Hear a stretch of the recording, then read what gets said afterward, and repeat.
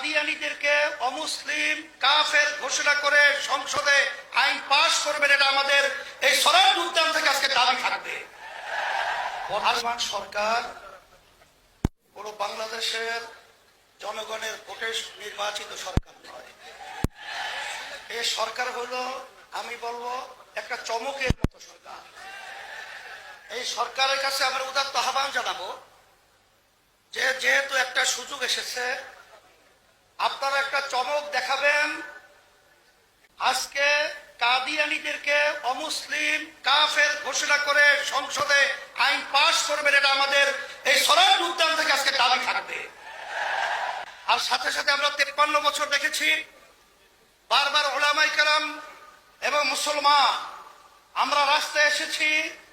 বহু দেশের মধ্যে কাদিয়ানীদেরকে অমুসলিম ঘোষণা করা সরকারিভাবে রাষ্ট্রীয়ভাবে হয়েছে, কিন্তু আমরা তাদের থেকে বারবার আসার পরেও তাদের থেকে অমুসলিম ঘোষণা আমরা পাই নাই। আমরা দুঃখিত।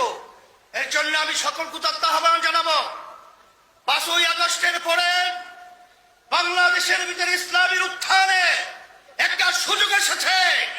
আমাদের নিজেদের পায়ে দাঁড় হয়ে কাদিয়ানীকে অমুসলিম ঘোষণা করব, সংসদের ভিতরে আইন পাস করব, কাদিয়ানী কাফের অমুসলিম ঘোষণা করলাম এবং আমরা আইন পাস করবো ইনশাআল্লাহ।